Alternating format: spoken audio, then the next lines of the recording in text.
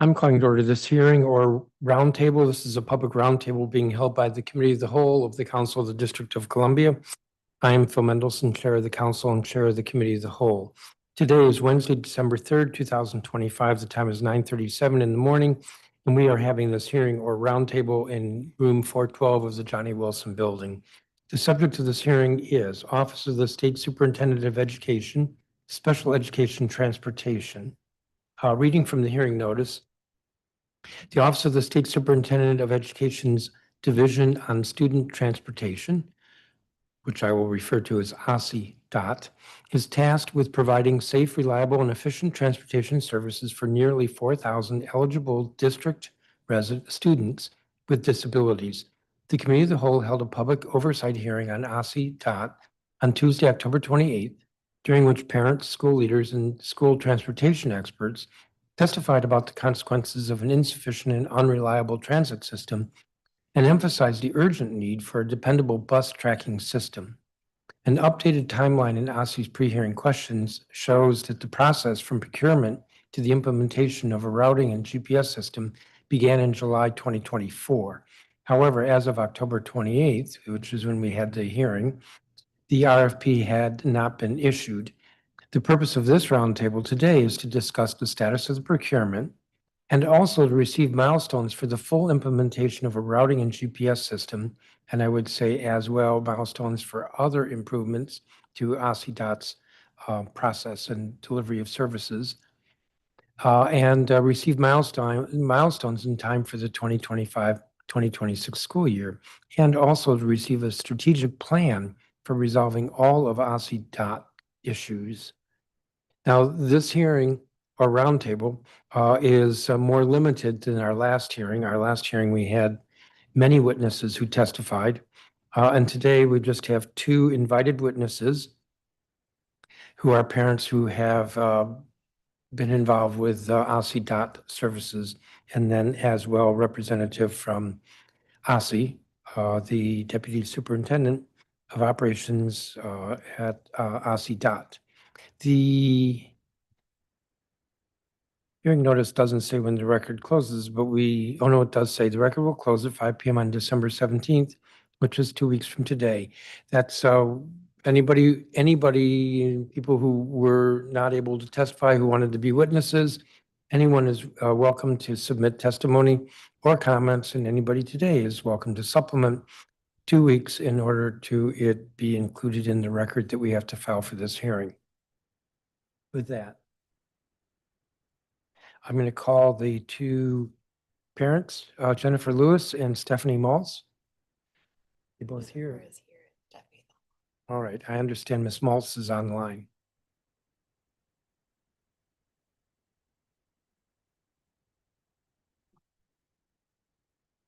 Good morning. We're a little bit looser today with the clock, but that doesn't mean go for 10, 20 minutes. If you hear a thump, it's because I fell off the chair. I will do my best. Does this mean I'm going first? Yes. Okay. Okay. Good morning, Chairman Mendelson, and members of the council. My name is Jennifer Lewis, and I am a Ward 5 resident and the parent of a now 15-year-old student at St. Coletta who relies on OSSE transportation every day. Thank you for inviting me back. I'm here to give an update on our experience in the last month and then answer any questions you may have. Since late October, we've continued to experience the same pattern I described previously. Most days, our bus is quite reliable. When the system works, it works very well. But when it doesn't, it fails completely. And even on the good days, we live with the stress of not knowing whether the system will communicate when something goes wrong. I want to make 2 points today and, say as a preliminary matter, while I appreciate the focus on getting the tracking app up to date, what I'm here to stress is that we have needs now. There's an urgent need for interim solutions. And I also want to stress that some of the metrics that OSSE is using, I don't think translate well to the parent experience, and they don't necessarily reflect reality, especially for students at St. Coletta. So the first point I want to make is that OSSE's definition of when a bus is late does not work for St. Coletta students. I've been emailing with Mr. Park, and I appreciate his thoughtful responses to some of the issues that I've raised. In one email, he confirmed that a bus is marked late on the OSSE website when it leaves the terminal late. And this really misses what happens on the ground, especially for St. Coletta students. As you know, St. Coletta serves about 250 students, many of whom use OSSE transportation, many of whom use wheelchairs or other specialized equipment. Loading can take a lot of time when there's that many buses at the school. Sometimes my daughter doesn't get loaded onto a bus until an hour after dismissal. So a bus can leave school extremely late and never trigger a late alert in OSSE's system because OSSE isn't measuring the part that matters, at least that matters to me, which is when the bus leaves the school. And so let me just give you a description. Kate is my daughter. Kate's official drop-off time is 3:21 p.m. She's dismissed from class at 3 p.m. So there's no way just out of the gate that her drop-off time is accurate because the bus can't get from there to my house in 20 minutes. She typically arrives home between 4:15 and 4:30. We have a fantastic bus crew who are reliable 95% of the time. But because it's not reliable every day, we start tracking Kate's AirTag at 3:30 p.m. to make sure that we're home because we don't know when she's going to leave school. We don't know if she's going to go across the river before she then comes back across the river into Brookland where we live. So since we last spoke, a couple of examples. On Halloween, she came home at 5:15 p.m. I didn't receive any notification. Last week, Thanksgiving week, on Monday, she arrived home at 4:54 p.m. My husband was out of town, so I was responsible for both children. I had to get my son to Tacoma for swim practice. I had the phone in my hand tracking her AirTag and had to make the decision of, do I wait at home not knowing when she's going to get here, or do I try to drive my son to practice? So I drove across town, dropped him a couple blocks away, made him walk, and then raced back across town while my husband was in New York tracking her AirTag to tell me where she was. Tuesday of last week, she arrived home at 4:40 p.m., again with no notice. Now, you might say, okay, well, she might get home late, but sometimes she gets home early. So another time since we last saw you, she arrived home at 3:45 p.m., which is 30 minutes earlier than normal. But in none of those situations did we receive any notification from OSSE because their metric shows that she's supposed to be home at 3:21 p.m. So it's just, it's been a lot of challenges. So we continue to feel like we need to be home between 3:45 and 5:15 p.m. And what this means is that a single parent cannot get to work on time, leave work on time, manage their other child's care because we're at the whim of waiting for the bus. It has a cascading effect on the entire family unit. So the main point I want to make is that we need interim solutions. I appreciate their follow-up and their plan to audit communications. As long as they're only measuring terminal departure times, I think it's going to continue to miss the uncertainty and the delays that families, at least at St. Coletta, experience every afternoon. I appreciate their willingness to explore texting from the bus staff. But we also need OSSE to recognize that at least at some schools, the loading patterns require a different communication plan, one that reflects when the bus departs school and not just when it departs the terminal. You know, an occasional bus may not seem like a big deal to you or anyone else here, but on a daily basis, we need a plan B, we need a plan C. We're already managing very significant medically complex children with a lot of needs. And this daily uncertainty just compounds the stress that families with disabilities face every day. And we shouldn't have to live with this level of uncertainty in transportation. So thank you for the opportunity. I welcome any questions that you have. Do have a few, but let's hear from Ms. Maltz. Sure. Thank you, Chairman Mendelson, and council members for the opportunity to participate in today's roundtable. My name is Stephanie Maltz, and I've been a DC resident since 2005, and I currently reside in Ward 3. Since October of 2021, when my son was in kindergarten, my son has relied upon OSSE DOT transportation to attend school each day. Because his school is more than 40 miles away from DC, he spends at least 3 hours riding the bus daily. There's three specific issues I'll focus on during my testimony today: parent communication challenges, IEP accommodations, and staffing training. OSSE DOT continues to have a number of issues with parent communications. While I do want to recognize the improvement that occurred at the start of the 2024-2025 school year, when customer service representatives at the Parent Resource Center obtained access to live chat the bus as opposed to having to call the bus to locate it, the persistent communication failures leaves much to be desired. Since the start of the 2025-2026 school year, the majority of the time I call the Parent Resource Center, whether it's early in the morning, midday, or in the evening, I'm greeted with the following automated message. With the higher calling volume, you'll experience a longer than normal wait time to get assistance from the Parent Resource Center. After my son's bus broke down several blocks away from school on October 1st, it took OSSE DOT more than 40 minutes to send any notification, and the text that was sent stated, transportation is currently delayed due to a breakdown and no ETA. When I initially called the PRC, the customer service representative was not able to provide any information about whether a rescue bus was sent and when it was expected to arrive to pick up the students. When I called the Parent Resource Center on November 12th to inquire about the bus status because I had not received the morning update, the customer representative informed me that the employee whose job it was to press the button to send out the parent communication was absent that day, and that's why I hadn't received any information. After submitting a complaint to the PRC representative on November 18th, which, according to the OSSE DOT 2025-26 parent handbook, can only be requested by an authorized person after 3 consecutive instances of transportation issues within 10 days, the representative communicated to me that I would receive a follow-up within 24 to 48 hours. When no such follow-up occurred, I had to submit another complaint about the lack of follow-up on November 25th in order for the Safety and Training Department to reach out.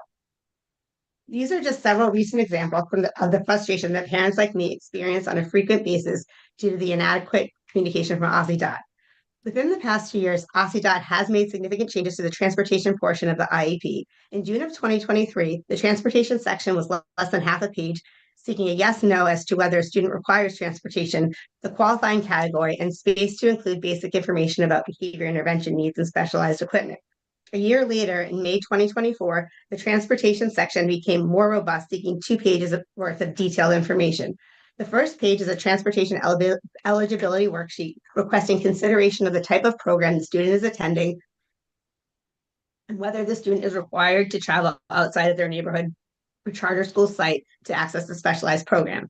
If the IEP team determines that OSSE DOT transportation is appropriate for the student, the second page requires more specific information about medical needs, medical devices and equipment, communication needs, aid, escort, attendance, assistance, behavior needs, and time constraints. Each of these categories has options to choose in order to provide OSSE DOT with necessary transportation information. My son's IEP requires that he needs a car seat or other appropriate seating due to his size. When he returned to school on July 1st, 2025, for the start of his 25-26 school year, there was a new bus attendant.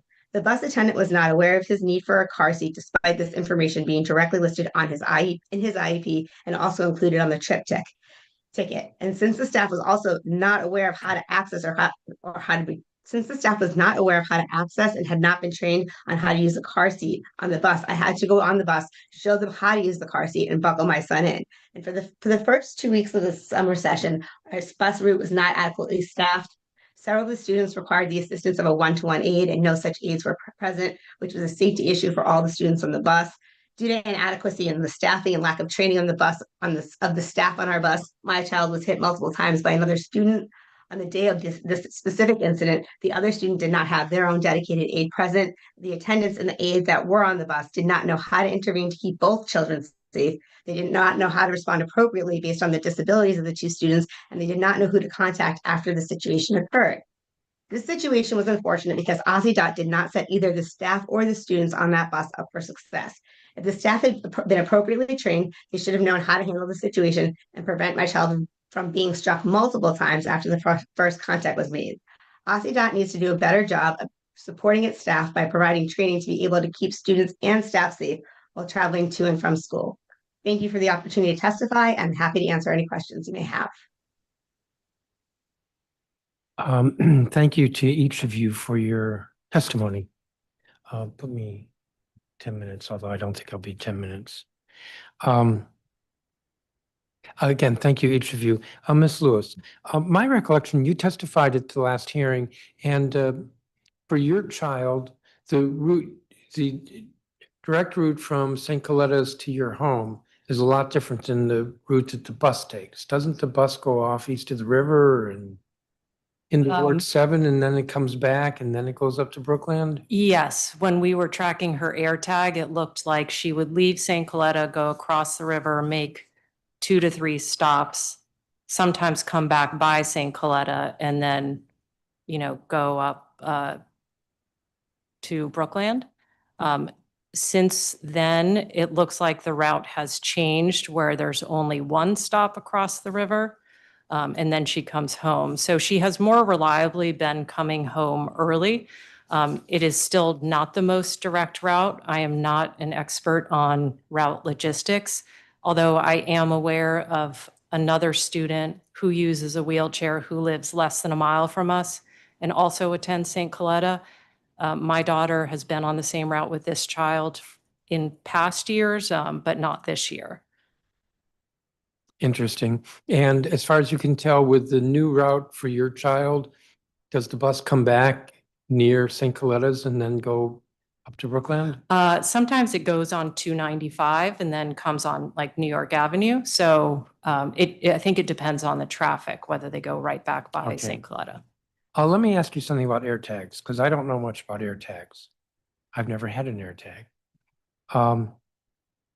What does the air tag tell you? It tells me her rough location, so I am not an expert either. What I understand is that the air tag sort of picks up on cell signals in the ether, and then it will ping sort of with a general location. So it is sufficient for me to see, is she still at school or is she on the road? It's not always a real-time update. So when I look on my phone, it might say Kate's location as of 8 minutes ago, or it might say Kate's location as of 1 minute ago. But so what we use it for is to get a sense of has she left school or not, and then is she coming directly home, or does it look like she's going across the river? Because that will give us a sense of whether she might be as early as 3:45 or as late as, 4:30, 4:45. So you won't see, for example, that the bus is at, I'm making up an address, 3950 not East Capitol Street. You won't. It does give you addresses, but I don't know that those are 100% accurate the same way like Next Bus app is. I think it's just pinging to a close by address. So I've never tried to verify whether it's the exact address. That said, it does give me the exact address of her school. But when she's making stops, I don't know if it's giving me the other student's address or if it's just giving me a nearby address. In your testimony, you cited 3 instances where the return bus in the afternoon was late. Are those the only 3 instances this year? Not this year, since my last testimony, October 27th or 8th. My prior testimony had many instances of the bus being late. This year? This year, yes. Okay. And you talked about the afternoon drop-off. Do you have problems in the morning?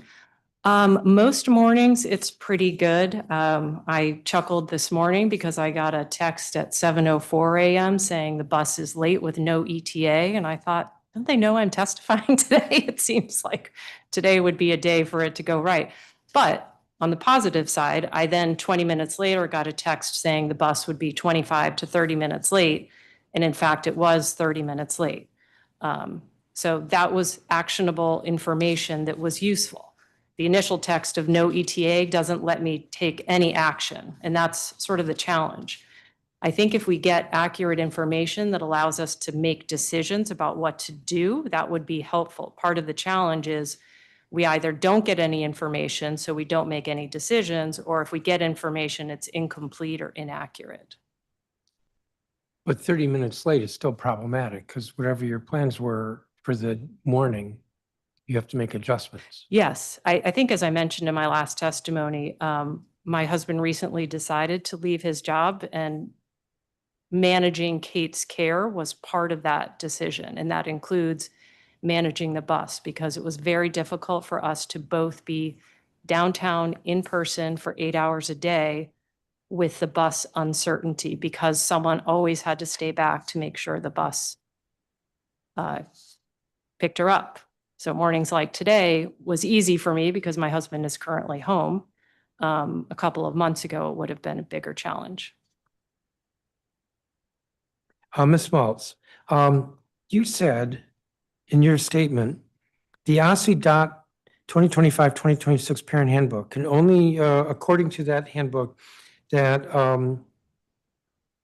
I should read the whole sentence. After submitting a complaint, which according to the OSSE DOT can only be requested by an authorized person after 3 consecutive instances of transportation within 10 days. We had sent some follow-up questions to OSSE, and they were quite clear that a caller can file a complaint at any time. Not clear. If you look at the OSSE handbook, I can find you the exact page. That is not necessarily clear from the handbook. And so I have done that. But if you look at what it says in the handbook, that is the most recent handbook that they've put out, and past handbooks. That is what the guidance that they give to parents. The issue has to occur 3 times within 10-day period in order for you to submit the complaint, in order for you to request that a complaint be submitted. And I can find that the exact page for you in the language in their handbook and share it with you. But that's the information they have on their website in the handbook that they put out for parents to review. And I'd like to add, I just had a parent yesterday tell me that when her child's bus was 3 hours late with no ETA, she was told by the Parent Resource Center she could not file a complaint because she was notified that the bus would be late.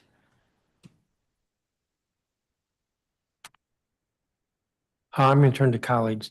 Councilmember Lewis George, are you here? I am. Thank you, Chairman.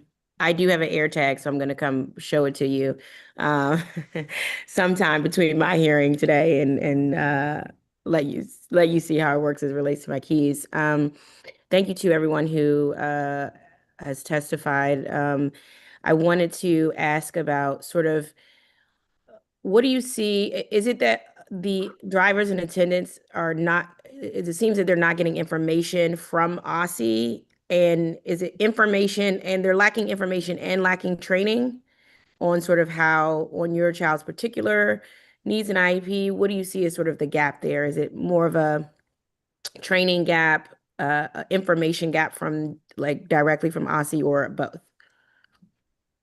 I can take that first. My son has been on the bus for about 4.5 years now, and we've consistently, for the majority of our time, we've had similar staff, and the staff we've had have been there for a extended period of time. And when we have that staff, they're very familiar with my child. There are kids, including my child, who has behavior issues, and sometimes things happen, but they know how to intervene because they're familiar with my child. And so I'm okay if something happens once, because sometimes my kid's on the giving end, sometimes the kid's on the receiving end. The staff should be able to know how to intervene to not have it happen multiple times. I think that was my concern. So I think in terms of, aside from the summer staff, which we had a lot of issues with, our staff is great. Our staff is wonderful. We've had really good bus staff, really good attendance. And the issues that we're experiencing are either our communication issues, which are not from them, which is separate from that summer issue. From the summer issue, what was happening is we had all new staff. I don't believe they were trained. I know that the information is in my son's IEP because my son's in terms of the car seat, my son is so small that he has to be safe. It's always been that way.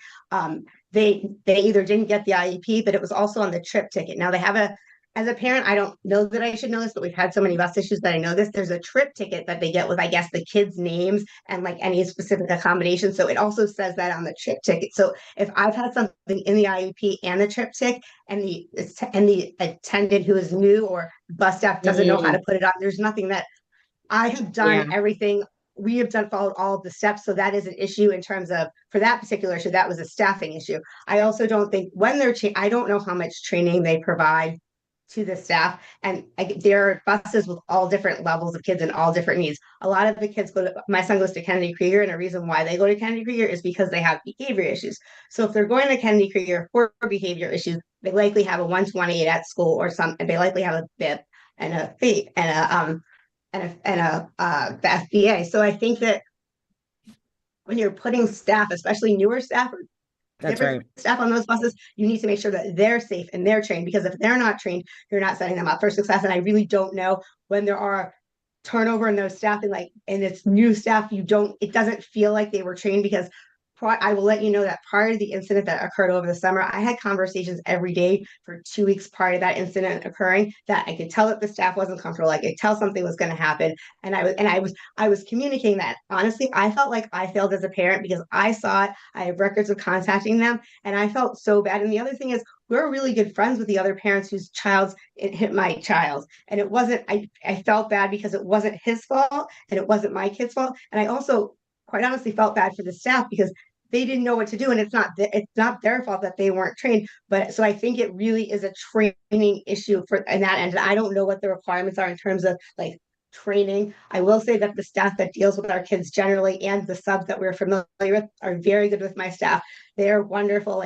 So I want to understand the majority of the staff that we've had. I have wonderful things to say. And the communication issues are part of the issues and I think Councilmember Parker sort of brought this to light at the last hearing, was that when there's an issue, the staff has to communicate it. The bus staff has to communicate it to the Parent Resource Center, and the right person at the Parent Resource Center has to get it, and then they have to send it out to the parents. So there tends to be there's lots of ways that it can fail, and there's lots of delays. So in terms of when the GPS system happens, that is something that will potentially be addressed. While I don't have an AirTag, I have because we're not Apple folks, I do have a GPS locator. So I can locate my child similarly in terms of it's sort of similar to an AirTag, but sometimes we'll just get general locations. Sometimes we'll get coordinates. So in terms of what type of information that you can see. But I think a lot of parents are, the parents who are doing that, you also have to understand we are paying for that service. So not all of the I didn't realize that you all are paying for that out of your own pocket. So I'm paying for that out of my pocket, and I can, but there are other parents who may want to do that, who may not be able to, because it could be a cost consideration. And that is something in the interim I would recommend, until there is a GPS system. I would recommend looking into if that's something that we can offer, potentially supplement for those parents, because for those of us who do that, and I assume the other mom who's on the call with me, I assume she pays for it as well, but we have to pay for that. It's $10 or $15 a month, but if you're doing it for years, it adds up. And again, not everybody has the luxury to afford that. That's not something that the schools give us. It's something that parents choose to do individually. Yeah. Okay. That's helpful information. Thank you so much. As far as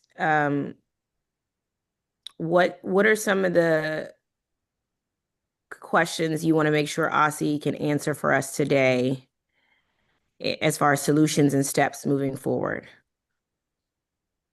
I can take that one. I would like to know what they propose as interim solutions until the parent app is rolled out. Okay.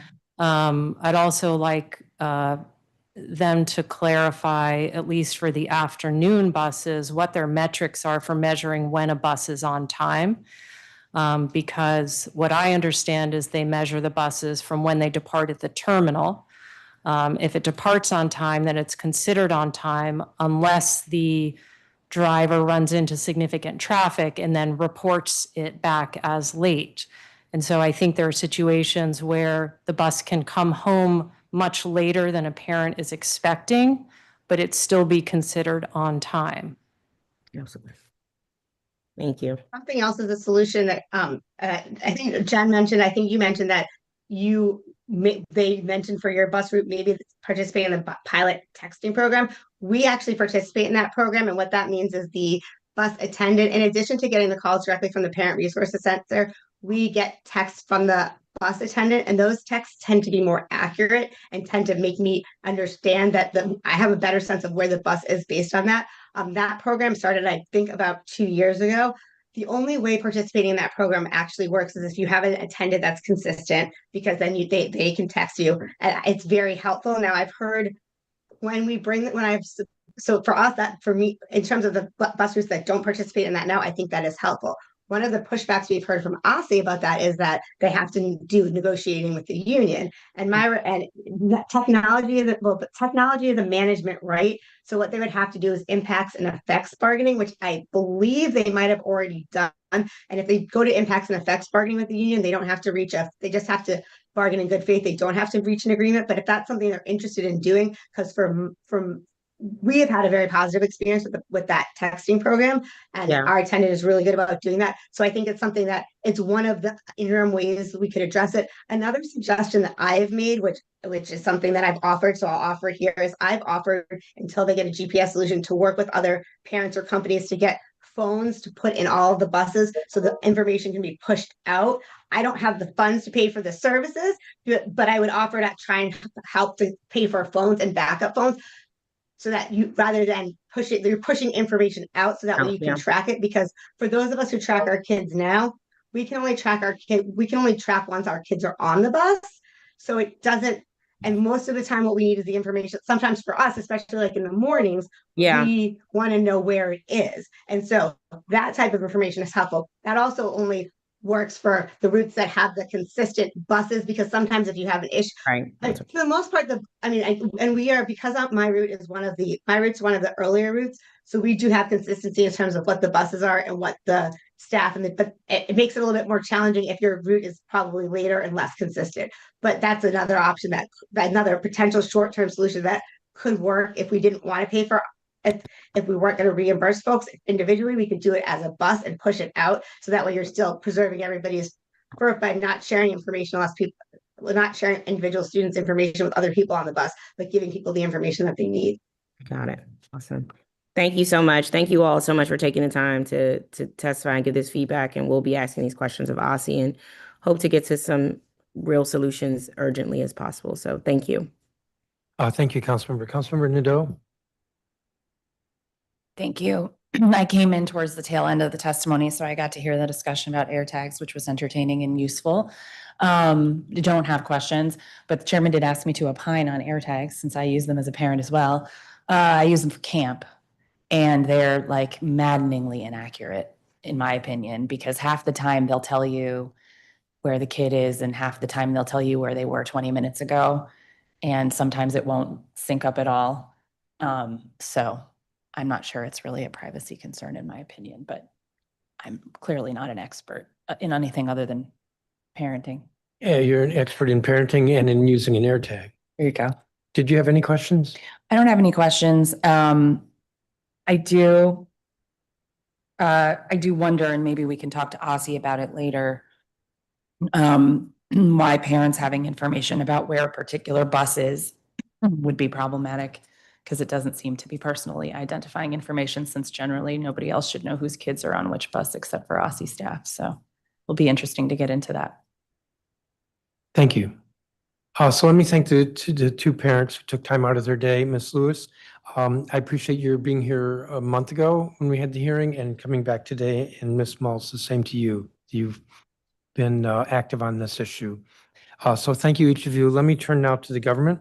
Raphael Park, who's the Deputy Superintendent of Operations for the Office of the State Superintendent of Education.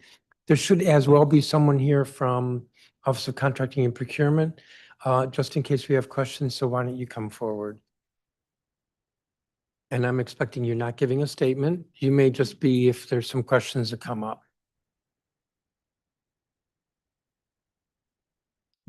But you should give me your name. Courtney Lattimore, thank you.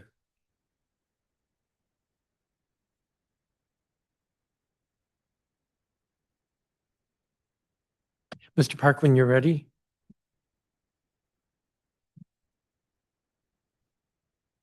Good morning, Chairman Mendelson, members of the Committee of the Whole, and Council staff. My name is Raphael Park.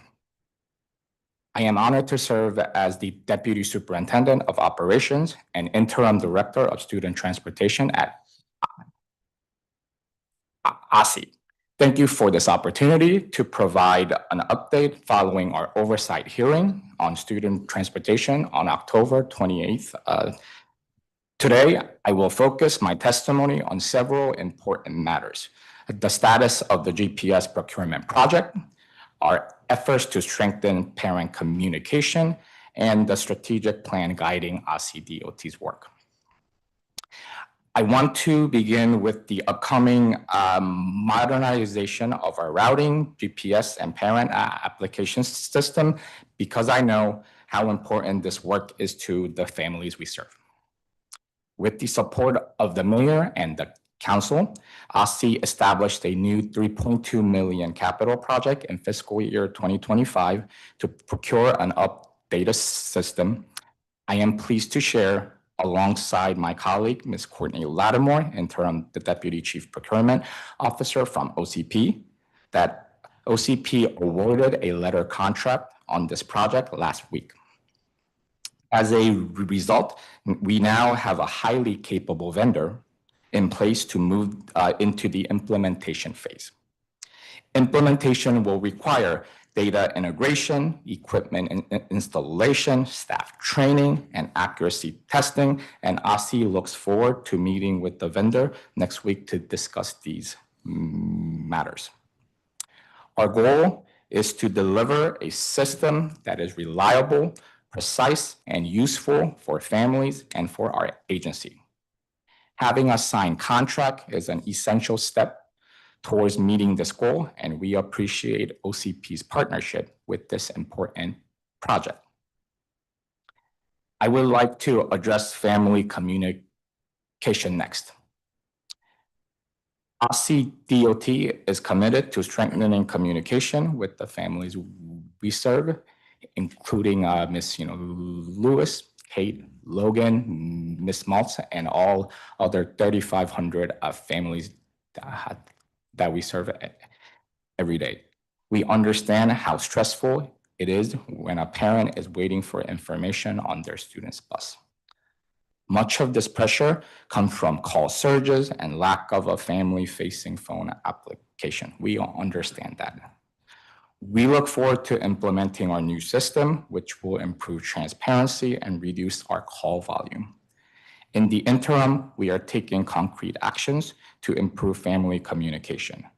First, in February 2023, we established the daily DOT update page so that families can check in for delays or cancellation without needing to call. We continue to maintain this page. Second, in fiscal year 2025, we installed internal GPS chips on every DOT bus. Although the system is not family-facing, it has enabled PRC, our Parent Resource Center, staff to view bus locations in real time and provide families who call in with accurate arrival time estimates. Third, and lastly, many of our bus attendants currently voluntarily send text updates to families. These messages reduce anxiety and prevent unnecessary calls to the PRC. However, texting parent is not currently a required duty under our collective bargaining agreements. We are actively working with our union partners to determine whether this can become a formal job requirement.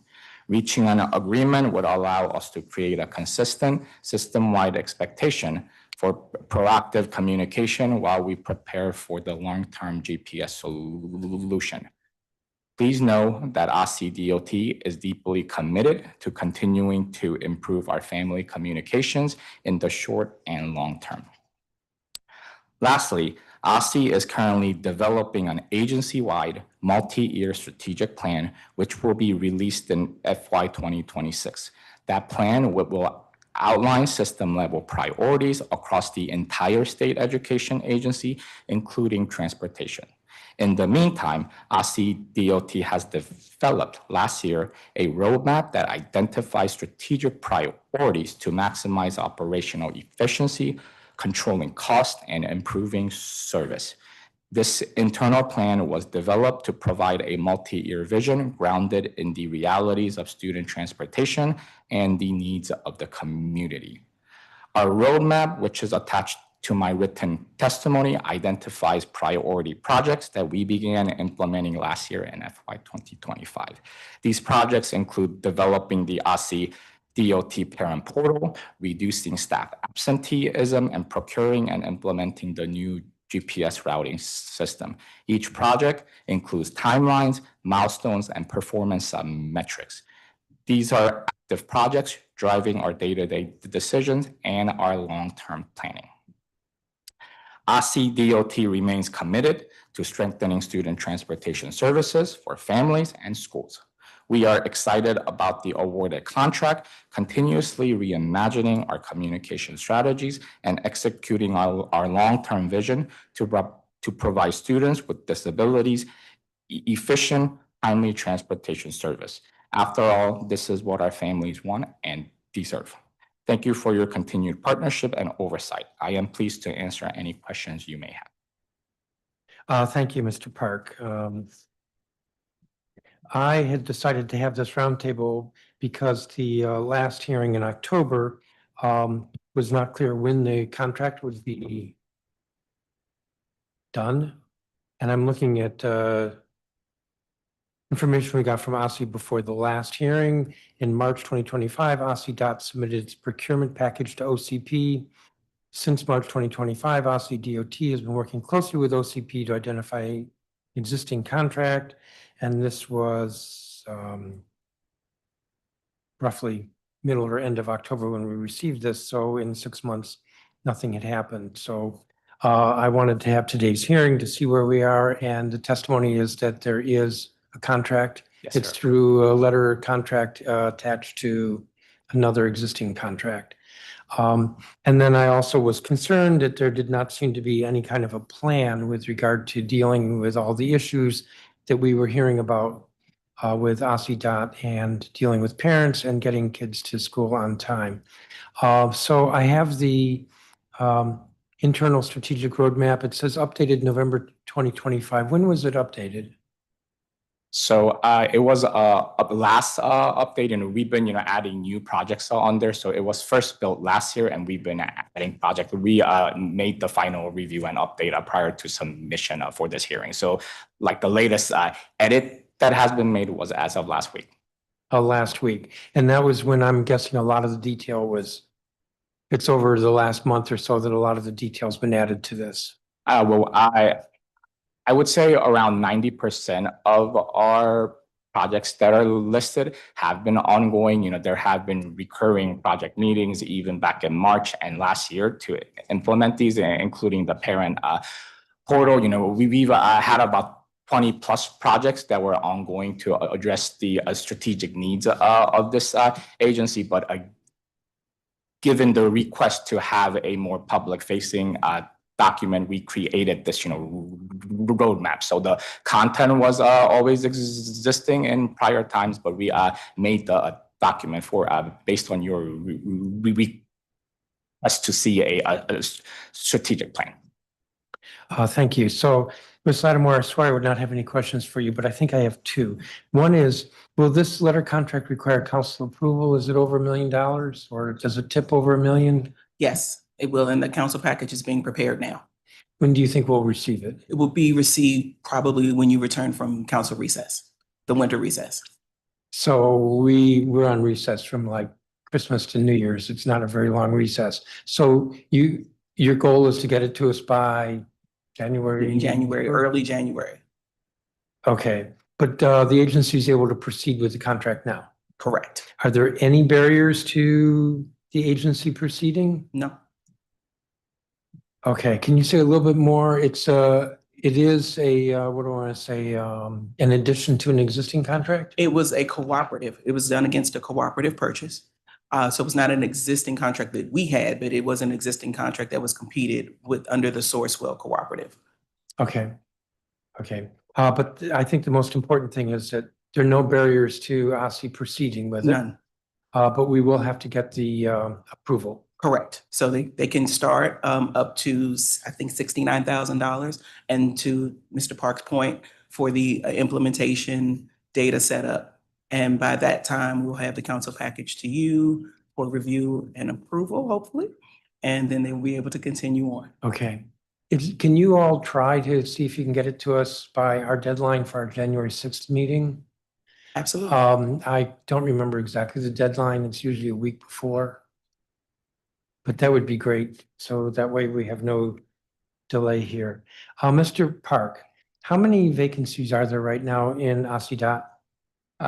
It is my understanding, if I may have a few seconds, we currently have 101 school bus driver vacancies and 148 bus attendant vacancies, and there are about, to my understanding, about 20 to 30 admin staff vacancies.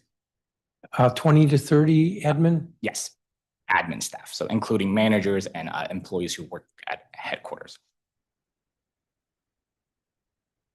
And what is the absenteeism rate right now? The absenteeism rate right now is 25% compared to 31% last year. So the improvement is great, Well, but 25% is still very high. yes. It is high. My recollection is rule of thumb absenteeism rate in businesses ought to be around 10% or less. What are the reasons for the absenteeism? Well, we have, there are, actually many different reasons. We have spikes on particular days. So even though I say that it's about 25%, it's normally higher on Mondays and Fridays, day before and after a holiday or known, days. So, those paydays are, normally high. I think, that's a general trend across the industry as well. And there are also, absenteeism based on very high usage of leave programs such as FMLA. So absenteeism isn't just for unscheduled leave, call outs, the typical not showing, up to work, even though we expected a staff to show up. It is not the only proportion of it. I mean, it is a big proportion, but there are many different leave, programs, including FMLA. We might, have a staff under investigation and be on admin leave, as well as other leave types, including bereavement, annual leave, scheduled sick leave, and so on.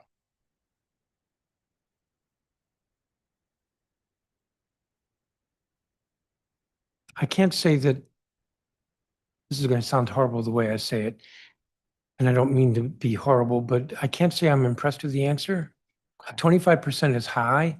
If it's higher on Mondays and Fridays, I'm not quite sure how you get to the average of 25%, but I'm guessing that like on Wednesdays, it's still pretty high. And the only reason I have here is FMLA. I'm hoping, because you also mentioned investigations and so on, employees on administrative leave, I'm hoping it's not that many individuals.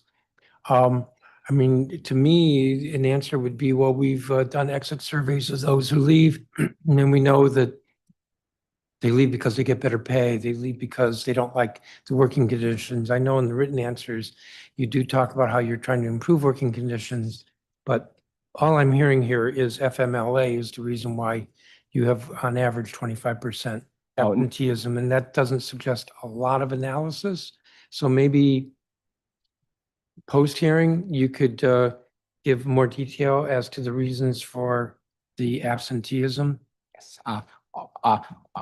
Understood. I apologize if that was misunderstood. I named FMLA as being one of the different reasons, but there are other various reasons, including staff burnout. Is a big one. I oftentimes hear from staff that those who have to work a lot of overtime and double and triple routes, they get extremely tired, and they say that there are just days that they need a mental a day for them, and probably working conditions play a part in it. I mean, I oftentimes talk to our school bus drivers and attendants, and there are probably many different reasons, but I'm happy to have a more a formalized answer for you, just to give you a broader and a detailed picture of the various reasons why our absenteeism may be high.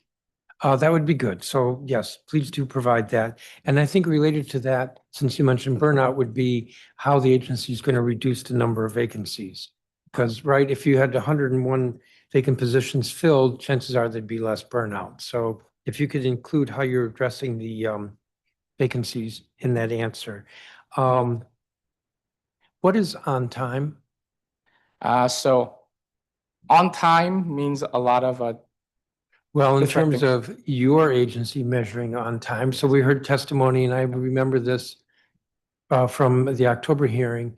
On time is when the bus leaves the terminal. I'm not sure a parent thinks that that's on time, since they're probably judging whether the bus is early, late, or on time. Yes, so my expectation as an agency leader is to have a child arrive to school on time.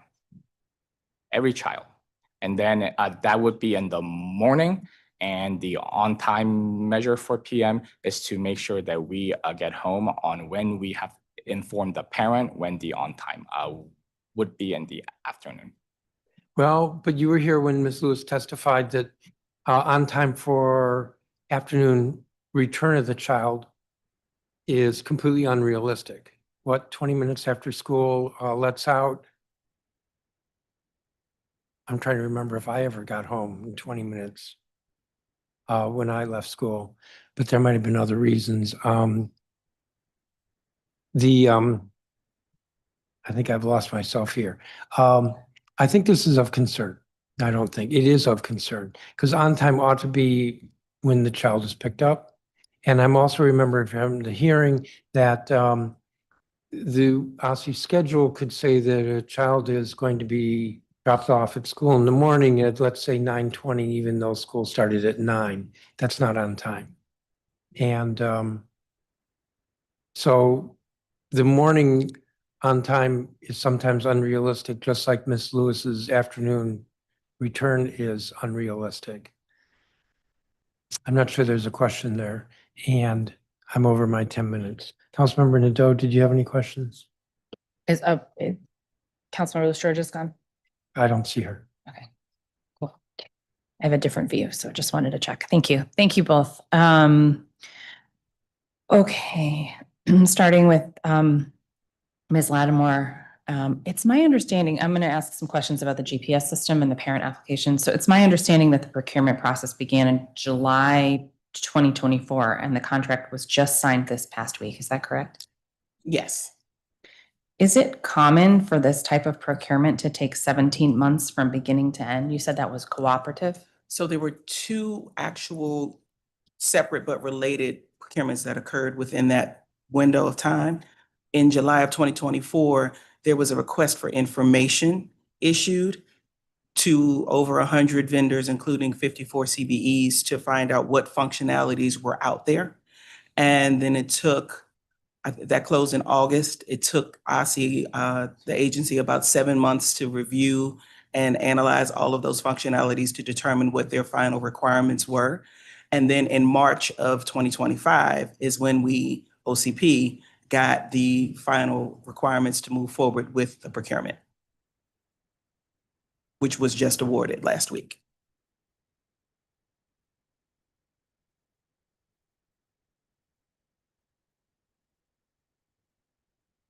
Okay, I'm just looking also at the thing we have here from OSSE, which is not quite as detailed as your response, so I thank you for that. So, sorry, exactly when was the RFP then issued? There was no RFP. Okay. Because this was done as a cooperative purchase. Got it.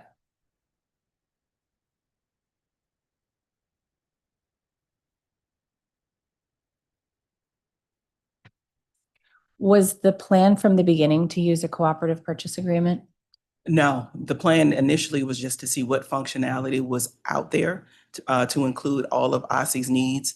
And then after reviewing the market research and seeing what we received from the respondents, it was determined at that time in March when we received the requisition that the cooperative was the best option. Is it common to do an RFI in this kind of technological space?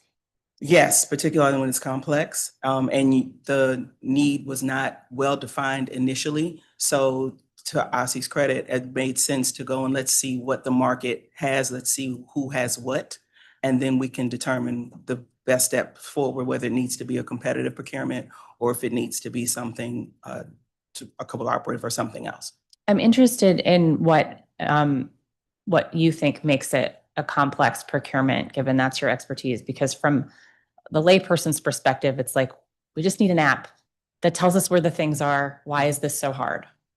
Well, one, when you have software as a service, which is part of what this new contract is, there is a lot of data integration, there's a lot of security. So there's a lot of functionality that you need to be familiar with and know what you're looking for.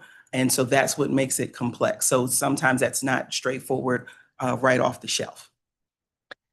I'm going to actually pop over to Mr. Park for one moment. In the context of this conversation, you mentioned something about the collective bargaining agreement and that the staff are not required to communicate to parents the status of the bus or their students. What's going to happen when we roll out this new tech if the collective bargaining agreement has not been updated? Are parents still not going to be able to get those updates? No, so we are currently in negotiation, and that's an area that we're trying to make it clear as to what staff can or cannot do. Even if that is not the case, we would do an impacts and bargaining, because it is a technology use. Let's say we issue phones and issue email addresses to all of our staff. So technology use could be determined as just part of doing the work. So we're actually tackling from both ends. We do believe from a technology used to do the job, like the actual job of transporting the students. The reason why it would be less analogous to text is currently our bus staff use a paper trip ticket to document which students get picked up and at what time. We're basically would be asking the staff to do that in an electronic tablet format that has a GPS chip inside that would drive the functions. So we're not changing, not adding any what we so call an extra work, compared to texting a parent right now is viewed as like extra work on top of what they would have to do.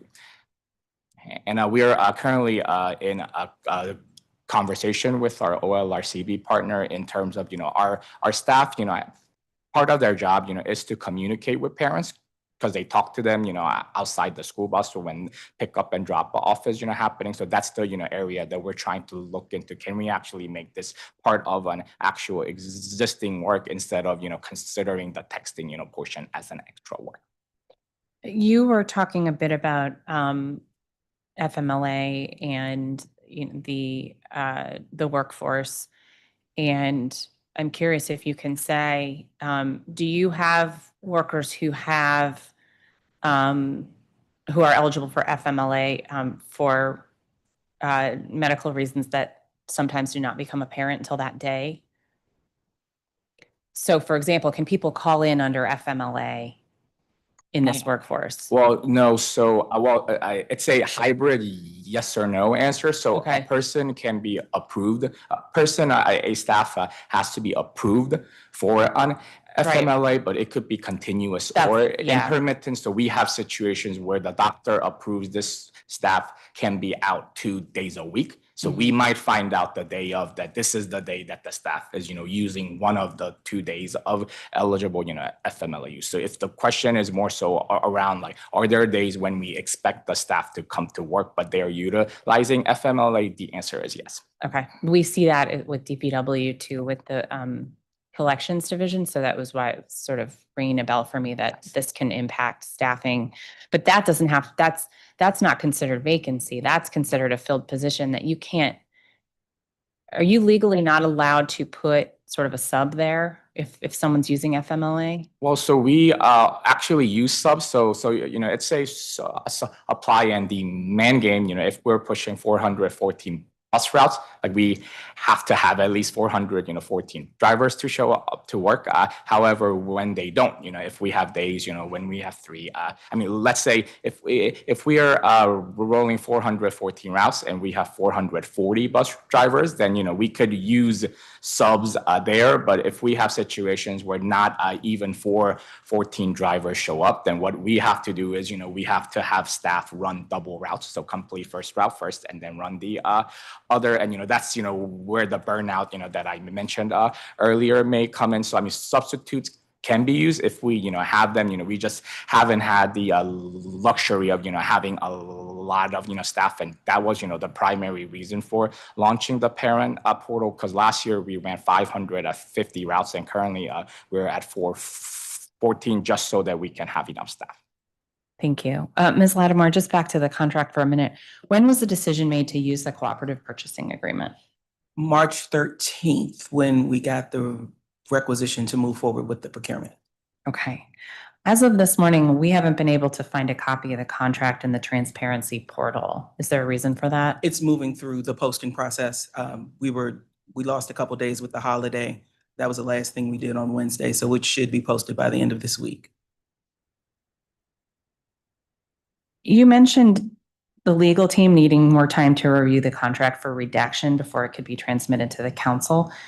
Is that typical to have parts of the contract redacted before it comes to us? It's doing the same review that it's doing to be posted. So we just had them, since they had already started doing the review, we're just going to have them continue it. So it's not because it's the council, it was just already going through the review. So we figured we would just get two things done at the same time. I see. So if you expect it'll be ready by end of the week, when do you think it'll be transmitted to Same the time. council? Okay, so that is a little ahead of, I think, when OSSE thought it was going to be coming to the council. I don't know if you're considering it for the legislative meeting in December, the second one this month.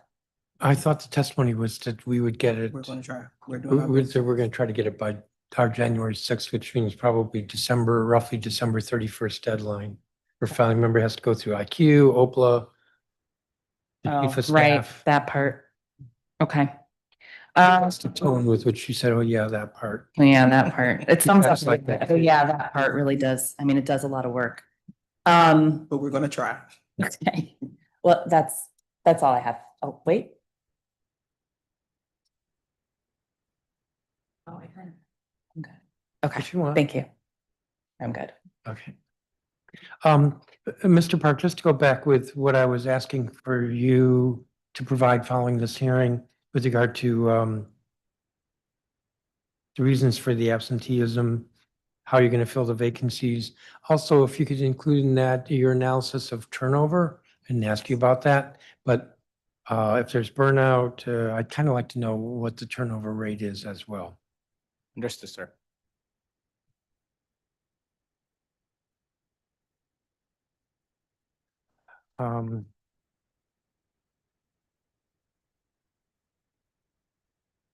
Give me just a second. I've managed to misplace things.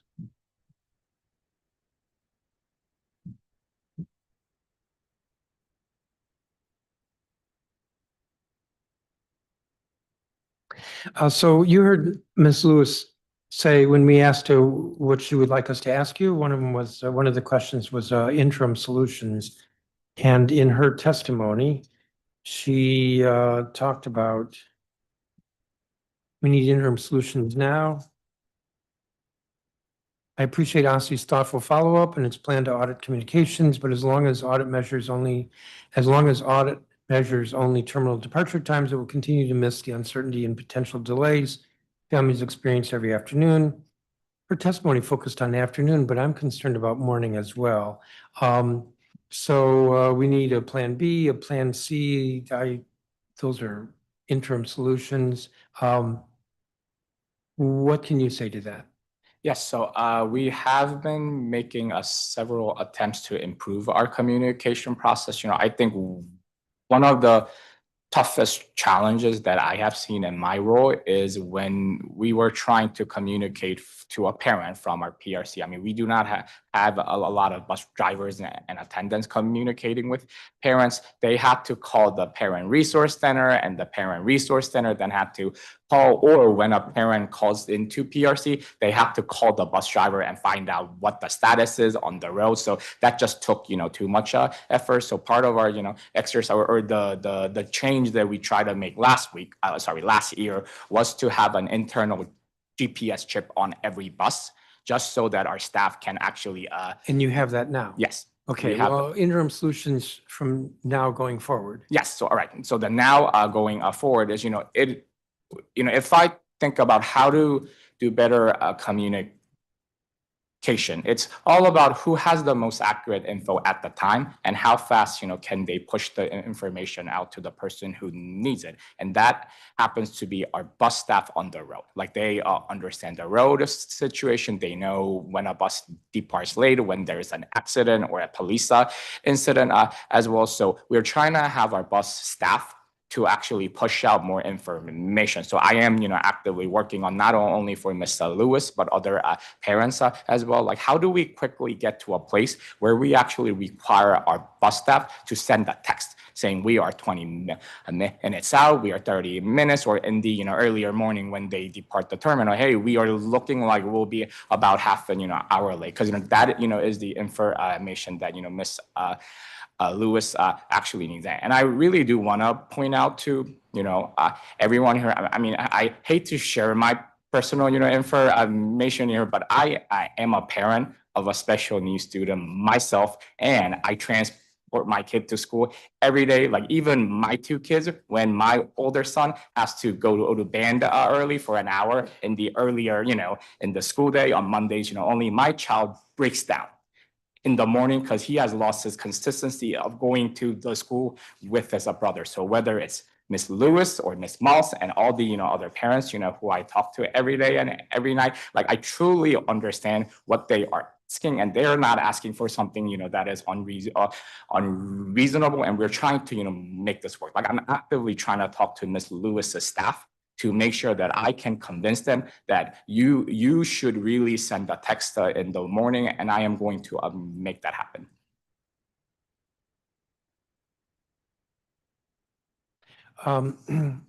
Okay, let me ask you about some other issues. Like, so we received a letter from actually the Deputy Chief of Staff for the agency, November 19th, but I suspect you are familiar with the letter. There has not been a day when OSSE DOT was unable to transport a student due to the unavailability of a one-to-one aide. But then we received testimony that there have been many instances of there not being one-to-one aides. Ms. Maltz, several of the students require assistance of one-to-one aide and no such aides were present. So obviously I cannot speak to a particular incident, but I will be going back and actually reviewing that particular route to see if there were days when there were no one-to-one aid on there. So the key distinction here is we have two types of bus attendants. We have a one-to-one aid for a particular student, and we sometimes have or always should have a main bus attendant on the bus who looks out for all the students on the bus, at the same time. So at least, there should always be a one or more bus attendants on the school bus. One-to-one aid is a legally required function under IDEA. Having a main attendant is oftentimes not. So when we have severe staffing shortage, we would still have a one-to-one aid for the student and may not have a main aid on the bus on that day, where then the driver could serve, as the aid when the bus is stopped. So to my, understanding, I don't think we've had a day when we did not have a legally required one-to-one aid, but I'm happy to, go back and see if there's something that I can find out. Well, but we've gotten testimony that there hasn't been a legally required one-to-one aid. I mean, I don't think the parents are lying. No, So you say you don't think there are instances, but parents are telling me that there are. Let me go to the issue of complaints. So I was struck by this November 19th letter. It says, the first call resolution practice is generally applied to calls related to one-off instances of late or early buses, missed parent notifications. That is, in fact, I should have read a little bit more. The Parent Resource Center customer service specialists are trained to do all they can to address a caller's concerns on the first call before directing the caller to complaint intake. I don't know if that's unreasonable. On the other hand, I think that's a problem, because then you're not accurately measuring complaints. I mean, if I want to know whether parents are happy or unhappy with the service, I want to know how many parents are calling you and complaining that there's a problem. And to read further, the first call resolution practice is generally applied to calls related to one-off instances, that is to avoid a complaint intake. Well, every instance is going to be one-off. If you're late picking up my child today, that's one-off. I mean, so yes, there is more here. It says, I mean, hope you get what I'm saying. The answer goes on, and it's very clear that if a caller wishes to file a complaint, they can do so with the first call or the second call, that they don't have to wait for 3 calls. And in fact, our question was, confirm that the Parent Resource Center complaint policy, confirm the Parent Resource Center complaint policy, and if an issue needs to happen 3 times before the complaint submission. And the answer here is no. But then Ms. Malls testified that your own parent manual says, parent handbook says, can only be requested after 3 consecutive instances. Yeah, I know. I didn't have a question mark there, but you understand the question. Yes. I do. So since we've had our last hearing in October, I read through our own handbook and thoroughly went to that section as well. And I do not think that is a clear statement that our agency is making. That part needs to be revised because there shouldn't be there's no the first 2 complaints are still complaints. That is not how things actually happen in reality as well. And it is a very confusing part that is causing a lot of confusion to our parents and even for our staff as well. So we are currently actively trying to update that particular section. Now, what actually does happen is when a parent calls, every call is recorded, documented in written way in our customer service database. They are handled by different people. So if there's a unprofessionalism concern, then it goes to the terminal. If there's a concern about routing efficiency, it goes to our routing team as well. I think what I have found out is that the 3rd time has been our attempt. Like if a parent is continuously calling more than 3 times in a span of 10 days, like there's something seriously going wrong, and that automatically creates for us a formal investigation. So I think what we actually have to, what we will do as an agency, my commitment to you is we need to redefine what a complaint is. Because if a parent is calling because there is a concern, is that a complaint? I think that is a complaint. And, we see that from the number of call volumes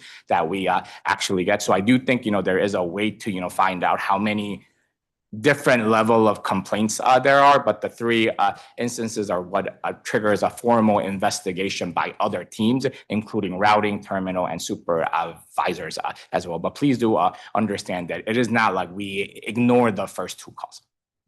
Well, I didn't think you ignore. But a parent shouldn't be told, well, you can make a call or you can file a complaint. Oh, and by the way, to file a complaint, you have to go through these extra steps. I mean, it just should be that the parent isn't told anything other than we're going to help you.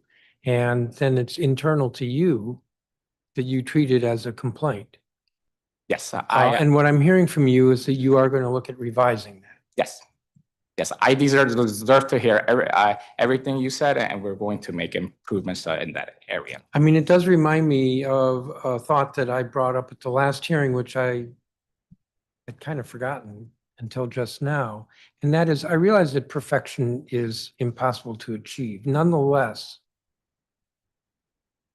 just, one late pickup is a complete mess to a family and the child. And depending upon the needs of the child, it can be quite devastating to that child for that day. So the goal has got to be 100%. Yes, I understand as a parent myself as well. So there was another question that we asked. It was in this letter that came from the Deputy Chief of Staff. The number of lawsuits. And I will tell you, I was completely unhappy with that answer. OSSE is unable to identify the exact number of lawsuits against OSSE DOT. And then it goes on. It says, well, we were able to identify, talking to our attorneys, 50 lawsuits brought due to bus accidents, which is interesting and important, but that wasn't my thinking at all. I wasn't asking about lawsuits over bus accidents. I was asking about lawsuits over bad service. And there is an answer, a reference to the current lawsuit, which I think is class action. Doesn't matter. But my question was lawsuits, my thinking, maybe I didn't articulate this very well, was lawsuits over violating IEP transportation requirements. And your agency couldn't even ask the Office of the Attorney General how many lawsuits? So there is one lawsuit against bad service that's currently our class action lawsuit. That's the current one. Correct. And if there are other ones, I will consult with our internal staff, including our general counsel, to see what more information that we can provide as a follow-up, sir. So you'll go back and try again on that answer. Yes, we will confirm if there are more to share. Just to be clear, because I may not have said this to anybody who's watching this, the question had been number of lawsuits in each of the last 10 years, fiscal years. So it wasn't just like over the last year. I have a note here. So many lawsuits that you couldn't count them? That's a little snarky, but that was one reaction I had to the question. So you'll rework that question.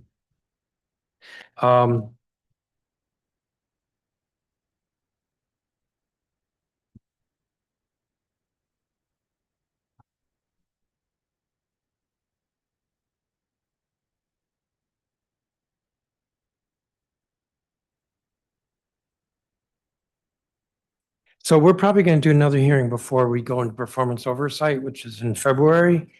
And one of the questions I'm going to want to go over then when we do this next hearing is going to be with regard to the budget. So I'm not so much asking you now as just setting you up so you know what to expect or what I want to get from you.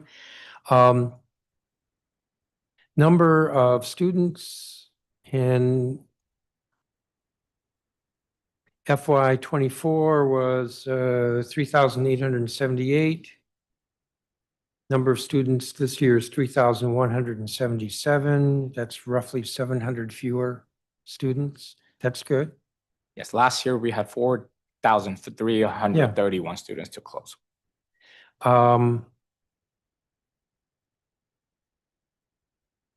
Available staffing, daily average. Let's see, I was using FY '24, 1,115. This year, 981.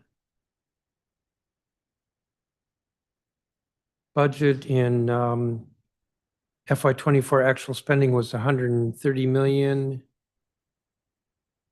with 800 more students and 200 more staff, and the budget for this year is higher. And so I'm going to probe why the budget is higher when you have 25% fewer students. Number of routes was 558 in 2024, 424 this year. So by every one of those measures, the budget should be less. And so I'm going to want to probe that.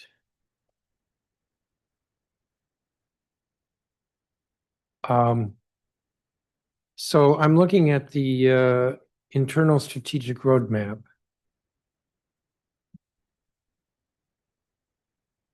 GPS system and parent application. I'm going to go through most of these, and I'm just starting at the beginning.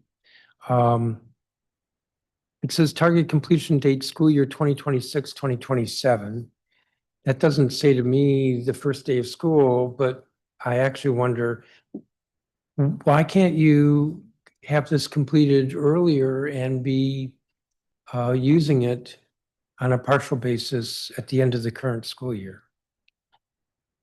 So this is a very complex IT project. I understand from a public perception, it is not, but there are multiple steps that need to happen. And if I can share the key steps that need to happen. Step one, we have to enter this data configuration system application integration phase. We currently support 250 plus schools, 68 LEAs that have various bell times and school calendars. So we need to have an infrastructure in place where we can support every school, including students, who attend all the schools that we need to transport. So we need to have this data integration work that needs to kick in while, with our LEA partners. We need to make sure that there is a GPS software that has the mapping integration for DC, Maryland, Virginia, tri-state area that we actually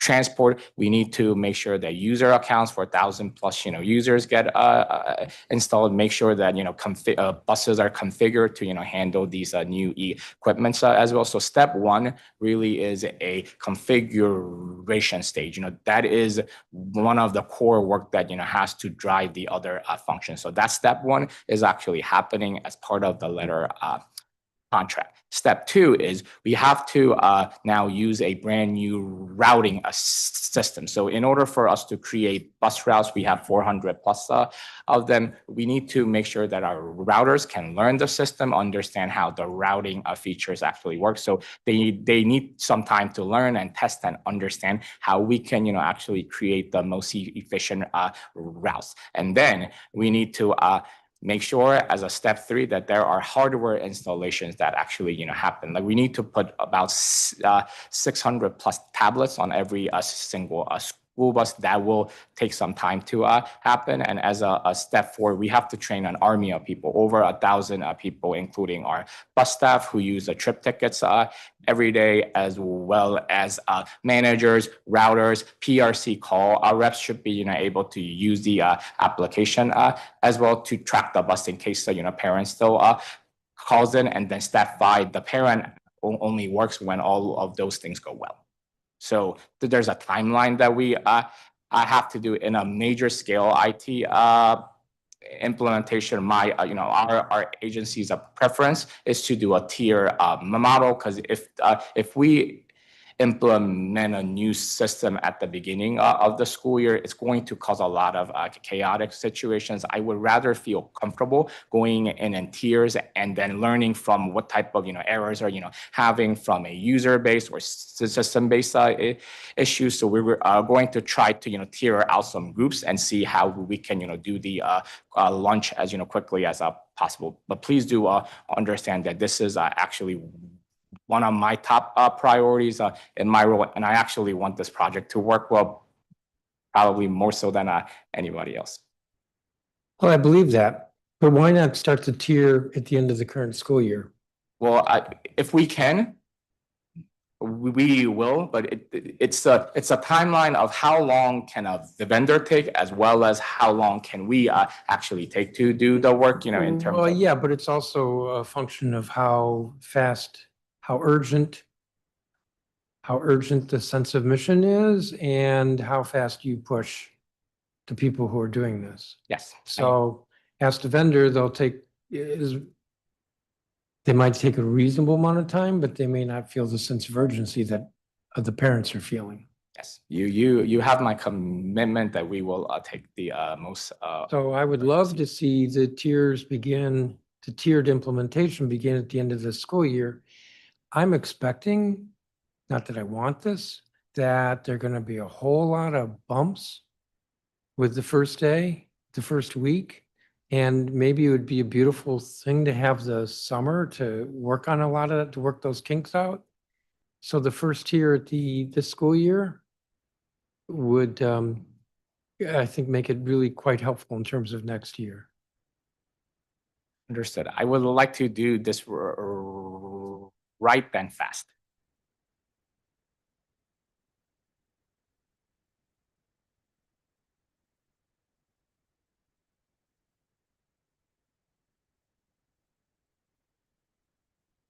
I'll ask about it at the next hearing.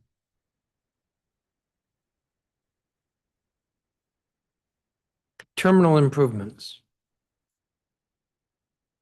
I think one of the issues with terminal improvements is you think that will improve workplace satisfaction? correct? Yes. But some of this looks like it's not going to occur until next summer. Complete necessary reprogramming. Finalize prioritized list of repairs. Complete critical repairs and majority of non-critical repairs. I'm not sure why procuring a new trailer for New York Avenue has to wait till next summer, which would still be the same fiscal year if it's a capital issue. And complete all work on the new W Street terminal. I'm trying to remember. The W Street terminal, I think, came through the council in 2021, 4 years ago. So can't this happen more quickly? Terminal improvements? So I would like to happen up quickly for our folks. This is a partnership that we have to work with sister agencies and their vendors. So we are actively trying to get everything fixed ASAP.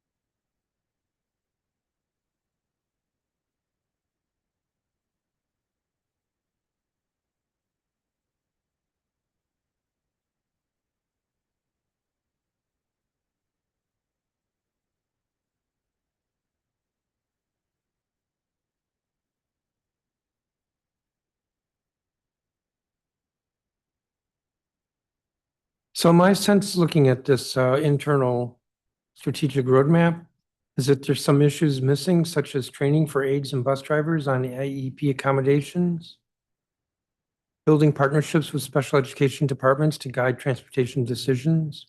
What's the plan for those?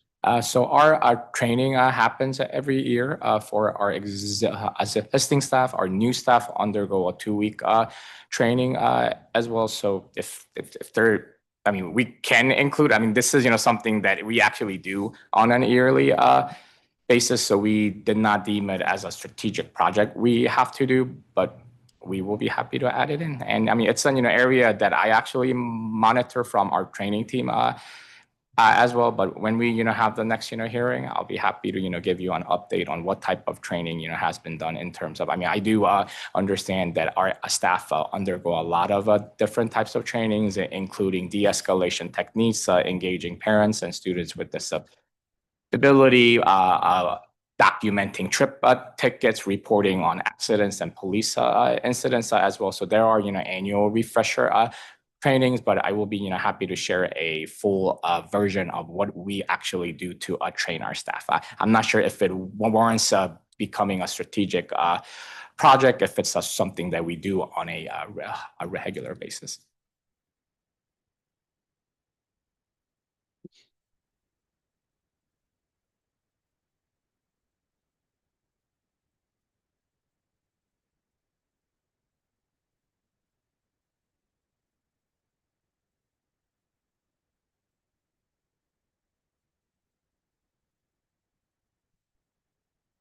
Well, what we were just discussing was the fact that you may do training, I think you said it in the summer? Well, Do training once a year, but we get, at the last hearing, we got lots of testimony about complaints related to behavior where there needed to be training. In fact, I'm now remember the pictures of that student who was upside down because the seat belt wasn't put on properly, and that I think was a training issue. Actually, maybe there was testimony today with regard to separating kids who were fighting. So training still seems to be a problem. And you said that your testimony or the, maybe it was to be hearing answers to negotiations with the union about getting personnel on the buses to text parents. That implicates training as well. So it seems to me that training does need to be a component of the roadmap. I don't want to say that one issue is more important than another, but I want to say more importantly is the issue of what I just characterized as building partnerships with special education agents, special education departments to guide transportation decision. I just think that's critical. And to be clear, you may understand what I mean, but just to be clear to everyone. So the IEP process is one that often includes a decision with regard to transportation. Johnny's going to be the first on or the last on, or the first off, or the last off, or whatever. And these decisions are made without any consultation with the agency that has to provide the transportation. And the agency that provides the transportation absolutely has got to be involved. We got testimony from the expert witnesses at the last hearing. Just to remind you, Arlington Public Schools route planner, the Chief Support Services Officer with Broken Arrow Public Schools in Oklahoma, Prince George's County Public Schools, Director of Transportation, Special Needs Transportation Coordinator from Greenville County, South Carolina, and Director of Transportation, Prince William. They all said pretty much the same thing. You remember that hearing, that they've got to insert themselves in the decision-making process with regard to transportation. And I recognize there's some uneasiness, although frankly, I think OSSE should push the envelope. I'll repeat that OSSE should be pushy on this, to push as far as you can to be in the decision-making, but at the least that you're consulted before the final IEP. That's what I mean by partnerships with special education departments to guide transportation decisions. That has absolutely got to be part of this strategic roadmap. You agree? Yeah. Give me a second.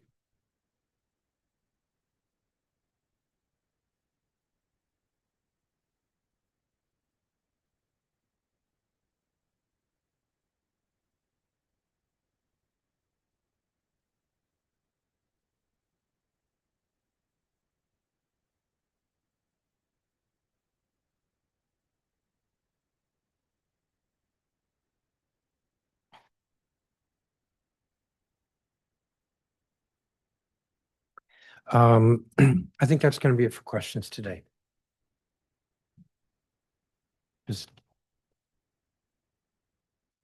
So thank you. Thank you, Ms. Lattimore. We did end up having some questions for you. So I hope you felt appreciated. And thank you, Mr. Park. And even though I'm putting a lot of pressure on you, I recognize that you're doing a lot of work and you're very committed. So I appreciate that. Thank you. So that's going to conclude this hearing. As I indicated before, the record will be open for 2 weeks, 5 p.m. December 17, 2025. We will do this again and we'll set a date for the hearing. The time is 11:10 in the morning and this hearing or roundtable is adjourned.